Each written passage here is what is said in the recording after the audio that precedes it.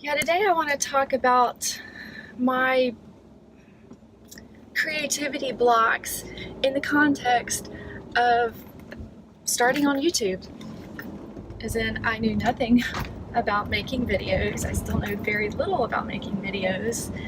And trying to get content that I believe can be helpful or hopefully useful to people that, this is a second video. Okay, I'm gonna start over. Okay, air conditioning set. Just want to talk about a problem that I've had as a novice YouTuber. My background is in education, for those of y'all that don't know, which are probably most of you, because I suck at marketing on YouTube. But basically, I wonder if it's partly because of my background in education, and all through grad school and everything, we learned this pursuit of excellence, and that's not limited to the field of education. But the pursuit of excellence is a noble thing. However, for many people, and I fell into the trap too, it becomes the trap of perfection in terms of educational. God, I missed my turn. Trying to figure out this YouTube while driving thing. Probably not the best idea for me. I'll just have to take the next one. But anyway, yes, I'm on my way to work. But this issue of excellence and when that slides into, very sneakily, into a trap of perfection, you just kind of get lost. And that's what happened with me. When I started with YouTube, I got super excited about the content, what I passionately believed in about creativity, and about how, I'm not going to be able to sneak over there anyway, and about how I thought that the things that I'd seen over the years, the patterns I recognized for people that are in the midst of creative processes and what hangs them up. So I thought, yeah, this is what I want to do my YouTube channel on. I want to help people understand creativity from a personal way, not this mythical unicorn that's out there like, be more creative, think outside the box. We want more creative people. We want to help our students be more creative. All this creativity is just like this fluffy unicorn that everybody wants to see or have, and we're not really sure what it is. So I wanted this channel to be about that. But what happened is I also decided that, as a professional educator, I wanted this channel to be done well. I wanted to do it right, air quotes. Okay. And that meant that I needed to do research. Because, researcher, that's what I did for like years of grad school. You research it. You find out what's going on. So I did. I spent hours and hours and days, weeks, months researching. Okay, so what makes a YouTube channel successful? What do I need to focus on in order to have my video well received? How do I determine my target audience? And the more things I uncovered, the deeper the rabbit hole went. Oh, well, your lipstick, I'm starting getting feedback. It's like, you need to make sure you have on lipstick, your makeup's different for camera. I'm like, okay, so I'll try to be more conscious about that. And then it's like, well, your background's distracting. Okay, so I should change my background. But then it's like, but that rabbit hole went to my studio/library background to no background, because maybe that was the least distraction. And then the feedback is, well, but that doesn't situate you in people's minds. You're not helping them to believe you. I'm like, okay, so I do need some kind of background. Well, then I moved, decided to, restart my life somewhere else, whole different city, whole different vibe here in Orlando. Well, now I don't have like the perfect lighting studio space. So then I'm like, okay, so I need good lighting. I don't want to spend a lot of money on lighting. There's other things that I need, as in, I don't know, necessities of life. So I needed to use natural lighting. Well, then I decided, well, my background's not going to be interesting to everybody. So there's just this whole rabbit hole. What is the perfect background for people?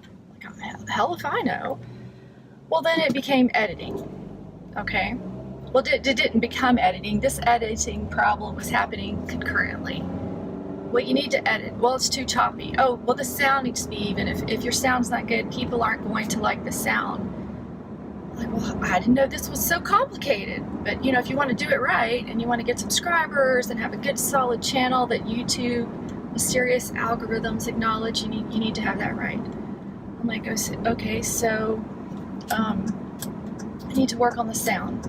So a very good friend of mine gave me a lot of tips very generously on how to work Final Cut Pro. Well, Final Cut Pro became a thing. I need to learn how to use it better. And then as an artist, I fell into, wait a second, there are cool special effects on here.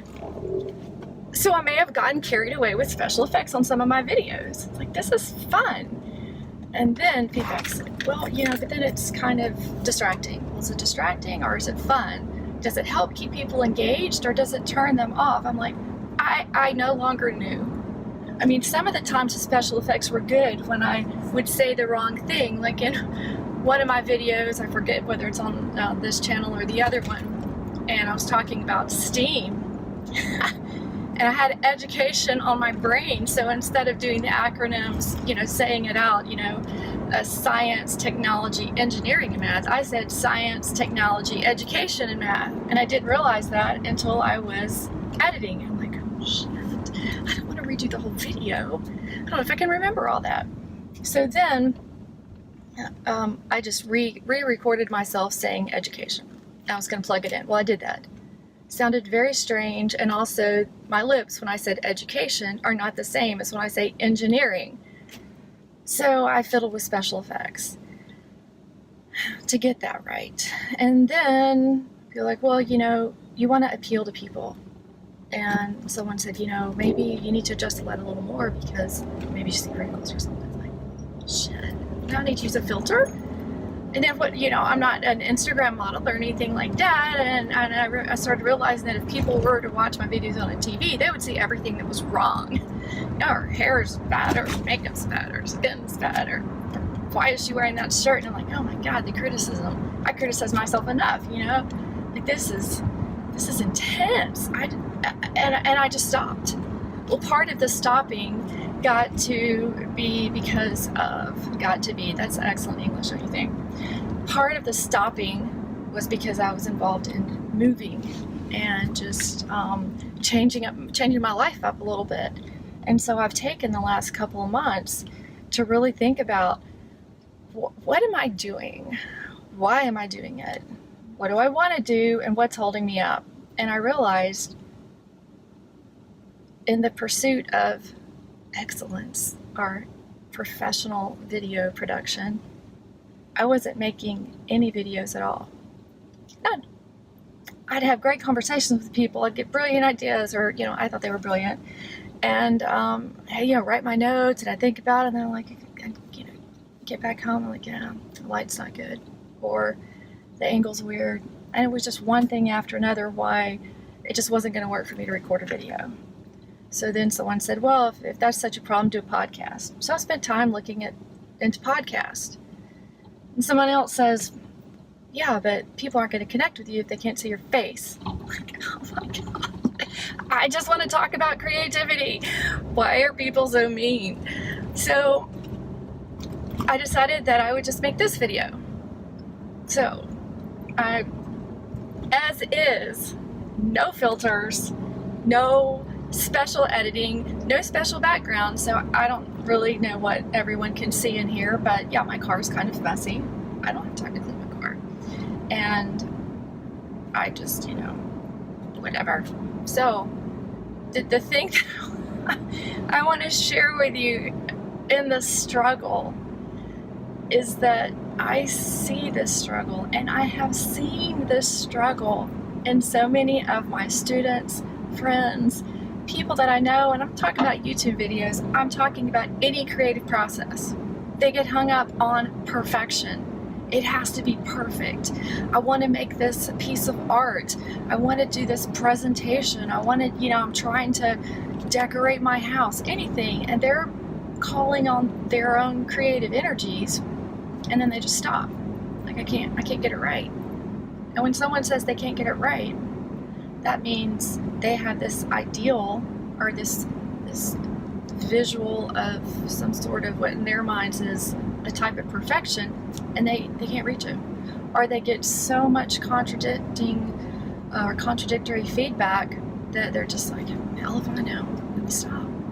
And I've seen this in students, and they shut down in art class. Like, I wanted to do this, I can't make it happen, so I don't care anymore. Maybe they just stop trying, they're off to a good start and they just stop. And specifically with art teachers, and you're like, hey, but you had a good start, and why are you giving up? And why are you not engaging in class? And then it kind of becomes like a punitive or disciplinary exchange, in the sense that you're not doing your work. You're not doing the project. You're not doing what I expect you to do. You're not giving me the caliber of work that I know you're capable of. And I would encourage teachers, or anyone for that matter, but especially teachers, to step back, kind of reflect on the process, and depending on the age of the student, reflect back on them. What were their own expectations? And what is it that they are not getting or not able to achieve for themselves? And that's probably going to come back to something that they wanted that their skill level was not able to attain. And at that point, it would be super helpful if you could look at yourself and say, how did I contribute to this person's understanding of what I expected of them? And is there anything I can do to back up through that process, reduce the risk of trying and failing, and just do it. Just do your creative thing, for better, for worse. Just do it. So this is me just doing it, for better, for worse, because as anyone who's taught or coached somebody knows, the more you do it, the better you get at it. Now, I'm aware of the whole thing of, well, it's not practice makes perfect, it's perfect practice makes perfect. Well, that is part of the problem. I think progress and steady improvement is important, and you can only improve by trying and not being afraid to fail. I was interrupted by a phone call there. So I would encourage you to make sure you're verbalizing that failure is not an excuse to stop. And it's part of the progress, it's part of the journey, and it's part of how you improve. And it's okay. It's okay. It's okay to not meet your own expectations, and that doesn't mean you give up trying. And it's also okay to come to a point where I may not meet someone else's expectations, but I'm going to do what I can do today, and then hopefully tomorrow I can do it a little bit better or learn something different, as long as that learning doesn't become an excuse for stopping. And that's what happened to me. So guilty as charged. I hope that gave you something to think about, and we'll talk to you later. Bye.